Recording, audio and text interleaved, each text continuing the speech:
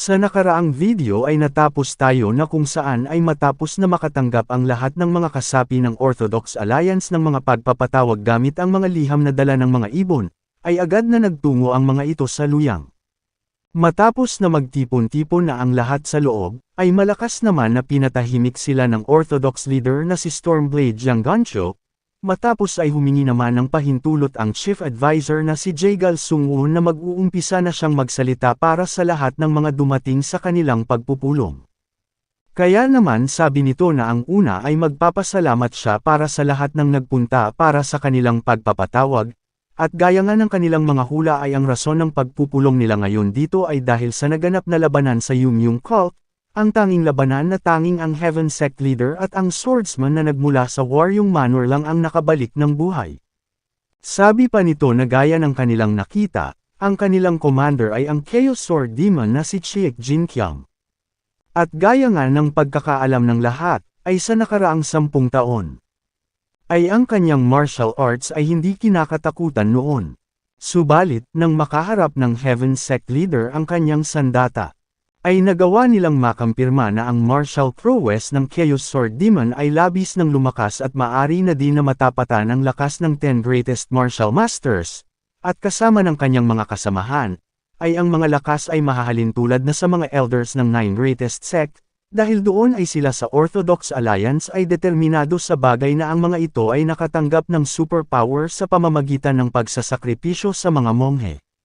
Sa nangyari ay nagsanhi naman ng malaking kaguluhan ito para sa mga nakarinig, at napapatanong na kung talaga ba natotoo ang mga usap-usapan. Dagdag pa nito na dahil doon ay ang Orthodox Alliance ay ngayon ay kailangan ng ipakita ang kanilang matibay na paninindigan upang labanan ang ganitong klase ng lakas, kaya naman sabi ng isa na ang Orthodox Alliance ay magdadaos ng isang martial arts tournament ngayon mismo sa lugar na ito. Ito ay upang mapaghubog pa nila ang kanilang pantay na pakikitungo, upang mas makilala pa ang kanilang pangalan, at higit sa lahat ay upang magawang maipakita sa mga mas asama ang kanilang lakas ng kabutihan at ng karunungan. Kaya naman dahil dito, ang tournament ay matagumpay na pinataas ang moral ng mga miyembro ng Orthodox sects, at nagawang gutuman ang mga ito para makipaglaban. Bukod doon ay tumawag din ito ng mga bagong bayani na maaring humarap sa evil masters ng Yumyung Cult. Sa itaas naman ng kompetisyon, ay masaya naman na napapasabi si Lady Beck na hindi niya naisip na nasa itaas na siya ng Orthodox sect, at base sa kanyang mga napapanood ay halos lahat sa mga ito ay malaki ang kakulangan sa mga kasanayan upang suportahan ang kanilang mga kagustuhan. Ngunit kung ang Waryong Manor ay maaring magamit ang mga ito sa kanilang pag-angat para sa kanilang katanyagan ay hindi na din siguro ito masama. Matapos ay tinawag naman nito ang kanyang anak na si Mubak at sinabi na para sa kanilang pamilya ay kailangan nitong subukan na gawin ang lahat sa kanyang pakikipaglaban. Ngunit hindi naman sumagot dito ang binata, kaya naman ay galit itong napatanong na kung bakit hindi ito sumasagot sa kanya. Dahil sa noon ay nawala ng kanyang kapatid na babae ang katatagan ng kanilang pamilya sa paggagwardya sa mga merchant union, ay siya bilang ang head ng kanilang pamilya ay dapat na subukan ang lahat upang magawang mailigtas ang kanilang Waryong Manor. Sabi naman nito na nangyari na iyon noong nakaraan, ngunit kamakailan ay ang ibang mga bagay ay bumubuti na, dahil sa nagawa na nilang tulungan ang Baeksay Merchant Union na pagnakawan ang kaba ng kayamanan ng Samjin Merchant para sa kanila. Kaya naman ay sinabihan niya ito na huwag na siyang magalit patungkol doon. Sa nangyari ay napangiti naman itong sumang-ayon at sinabi na nagawa niya agad ang bagay na iyon matapos niyang makapagpagaling at kahit papano ay nakatulong ito sa kanilang Waryong Manor. Ngunit sabi pa nito na may mga paraan pa rin bago sila makontento, kaya naman ay kailangan niyang makakuha ng magandang resulta sa tournament na ito sa lahat ng maaring paraan. Sa nangyari ay napangiti naman na napapasabi si Yeon Sungbek na mukhang ang kanilang ina ay nakabalik na matapos ng mga nangyari sa kanilang Waryong Manor. Nang matapos naman na mapabagsak ang isang mandirigma sa arena, ay agad naman na nagsalita ang tagapamahala at tinatanong na kung anong clan naman ang nais na magtungo sa harapan upang lumaban. Malakas naman na sumigaw si Lady Beck at sinasabi na magtungo na doon ang kanyang anak at ipakita niya sa mga ito ang lakas ng Waryong Manor. Matapos naman na sinang-ayunan ito ng kanyang anak na si Yeon Mubak, ay agad naman itong nagtungo sa loob ng arena, at nang magawa naman itong makapunta, ay natigilan naman ang lahat at napasabi na ang isang ito ay ang isa sa dalawang nakaligtas sa naganap na paglusob sa Yumyung cult, ang waryong swordsman na si Yeon Mubok. Masaya naman na sinabi ni Yeon Sungbek sa kanyang ina na mukhang kilalang kilala ng lahat ang kanyang kapatid dahil sa kung paanong nag-react ang mga ito sa kanyang pagpunta sa harapan. Matapos ay malakas naman na nagpakilala si Yeon Mubok sa mga ito at sinabi na siya ay ang head ng Waryong Manor. Ang kanyang mga kakayahan ay marami pang kakulangan, ngunit inaasahan niya na makakapagbigay ito ng magandang laban sa kanila ngayon. Sa nangyari ay nagkaroon naman ng usap-usapan sa paligid. At sinabi ng isa na base sa kung anong narinig niya ay ang taong ito ay labis na mahusay. Kaya naman ay napapatanong siya na kung totoo kaya ang bagay na iyon. Nang bigla naman na nagsalita ang isa at sinabi dito na kung nagdududa ba siya sa isang nakaligtas sa pakikipaglaban sa Yumyung cult, kaya naman sinabihan na lang niya ito na itahimik na lang nito ang kanyang bibig kung hindi naman nito alam ang kanyang mga sinasabi, ngunit sabi naman nito sa nagsalita na ayon din sa kanyang narinig ay ang Waryong Manor ay kamakailan ay natalo lamang sa mga hamak na bandido, nang bigla naman silang natigilan dahil sa may kung sino ang patungo din sa arena. Dahil sa nangyari na pagtungo ng isang babae sa arena, ay napasabi naman ang tagapamahala na ito ay ang anak ng Sword King, at ito ay ang flower telepath na si Nangang Yeon. Nagulat naman dito si Yeon Mubok sa pagkakakita nito kay Nangang Yeon na patungo sa kanya, at dahil dito ay ang kalagayan sa tournament ay nag-iba sa pagpasok ng anak ng Sword King, at dahil din sa inaasahan na ng mga ito na ipapakita nito ang martial arts ng Nangang Clan, at ang unang pakikipaglaban ng flower telepath sa publiko ay dito na mag-uumpisa. Dahil sa nangyari ay nagkaroon naman ng kaunting katahimikan sa paligid, ngunit sa lugar naman ng mga manunood na gaya nga ito sa kung ano ang bali-balita, ay ang babaeng ito ay mukha talagang isang bulaklak. Sinang-ayunan naman ito ng kanyang kasama at sinabi na hindi lamang iyon dahil sa nagagawa nitong resolbahin ang kahit na anong problema na mayroon sa mundo. Sabi pa ng ilan na hindi makukumpara ang kanyang angking katalinuhan sa kahit na sino. Sa nangyari naman ay nagalit dito si Lady Beck dahil sa kung hindi dahil sa babaeng ito ay ang kanyang anak ay makukuha na ang lahat ng atensyon, kaya naman ay dahil dito ay sinigawan naman niya ang babae at tinatanong na kung bakit ito nagtungo pa sa lugar na ito at nagawang sirain ang magandang atmosfera ng paligid. Ngunit sa loob naman ng arena ay kinakamusta naman siya ni Mubok, at sinabi na matagal-tagal na din mula ng kanilang huling pagkikita, at kung siya ay nandito ay mukhang ang kanyang ama ay nandito din, ngunit hindi naman siya nito kinibo bagkos ay binigyan siya ng isang masamang titig. Sa nakitang ito naman ni Yeon Mubok ay sa isip nito ay napapatanong siya na kung ano naman itong hindi magandang ekspresyon sa kanyang muka, at mukha yatang may hindi ito nagustuhan sa kanyang mga sinabi.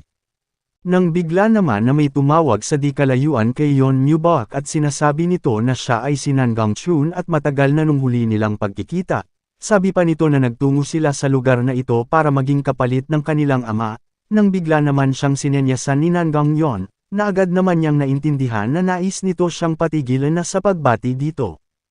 Matapos ng ilang sandali naman, ay agad na sumugod na dito si Nangang Yeon kay Mubok, na agad din naman niyang naiwasan, dahil dito ay sa isip niya na mukhang ibinibigay na nito ang kanyang buong lakas sa umpisa pa lamang, kaya naman ay kung ganon ay hindi naman siguro maganda kung iiwasan na lang nito ang kanyang mga pag-atake sa kanya. Kaya naman dahil dito ay agad naman siyang sumugod sa babae, na matagumpay din itong nasalag at nang matapos ay nagpatuloy naman ang kanilang pagsasabayan ng mga pag-atake sa isa't isa. Sa nangyaring pagtatapat naman ng mga ito sa isa't isa, ay labis naman na ikinamangha ito ng lahat ng mga nanunood, kaya naman ay hindi maiwasan nila na magpalakpakan, sabi pa ng isa na hindi nito inasahan na ganito kabihasa ang babae na iyon, at gaya nga ito ng dapat na asahan nila sa anak ng Sword King. Habang magkatapat naman ang dalawa ay masaya naman na pinupuri ito ni Yeon Mubok at sinabi na kasing husay pa din ito gaya ng kanyang pagkaaalala, at silang dalawa ay nagsanay noong mga bata pa sila, kaya naman ay tinanong niya si Nangang Yeon na kung naalala pa ba niya iyon.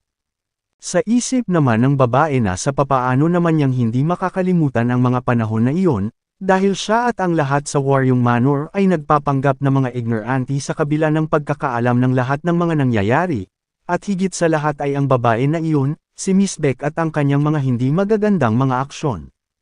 Bukod doon ay ang lahat din ng mga hindi magagandang mga bagay, na ginawa nito para sa batang iyon, na nagmamakaawa para sa kapatawaran sa nagawa nitong kasalanan, at kung papaano din umiyak ang batang iyon, ay malinaw niyang naalala ang lahat ng mga iyon kahit pa 10 taon na ang nakakalipas. Matapos ay bigla naman itong naghanda upang magsiguro ng isang malakas na pag-atake.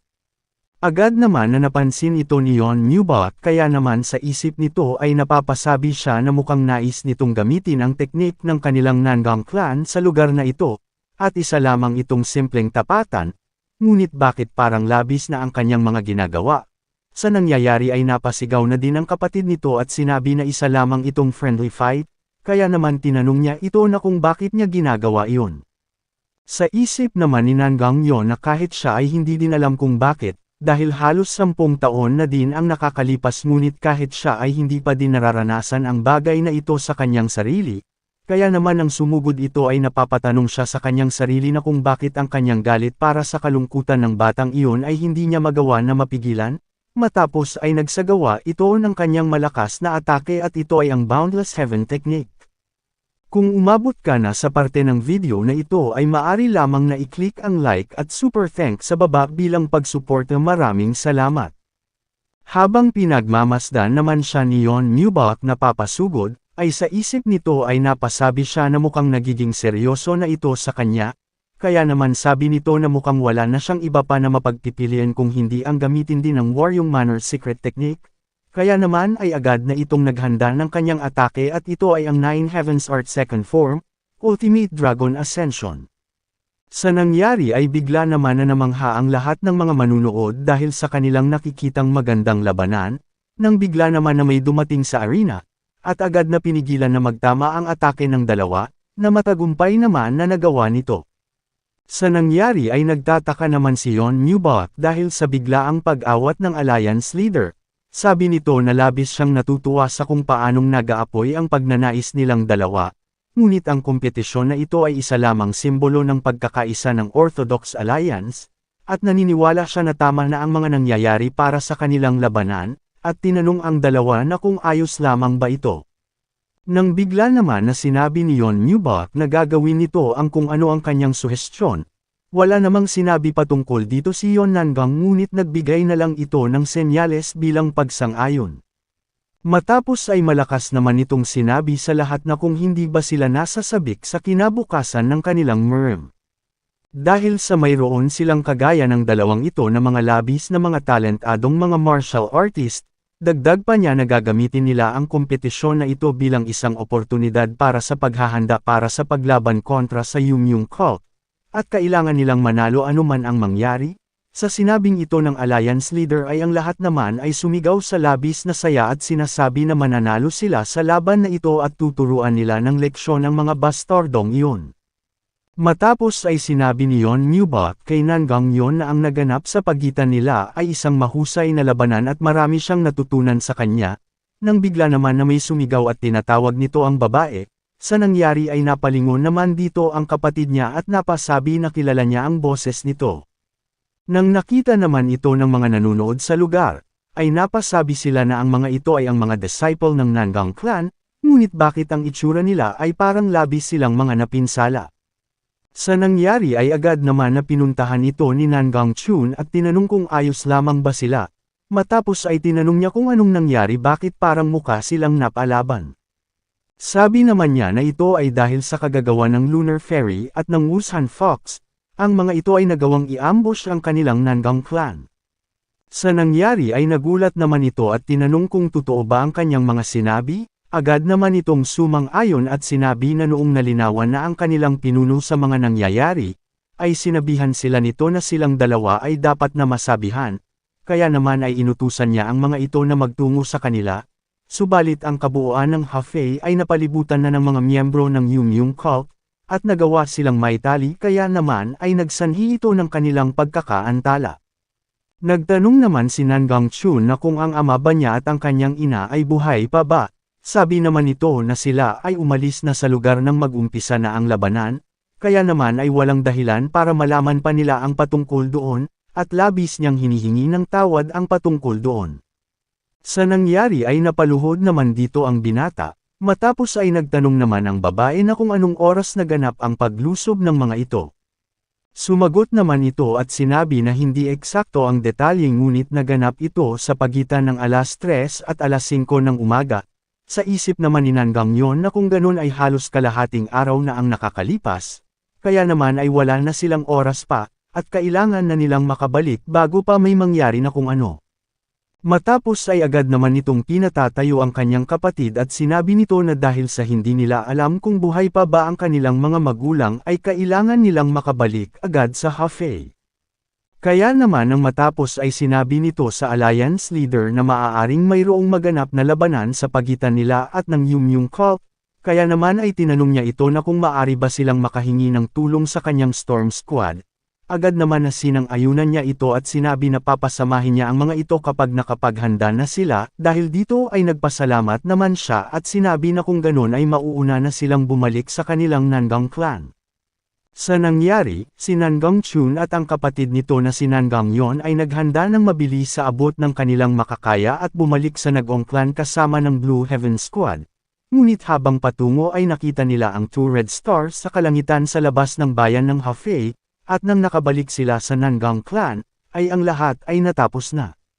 Bago nito, nakaraang gabi sa Nanggang clan, ay nasa itaas lamang ang dalawa, at pinapanood kung paanong ubusin ng mga miyembro ng Yumyung cult, ang mga disciple ng Nanggang cult.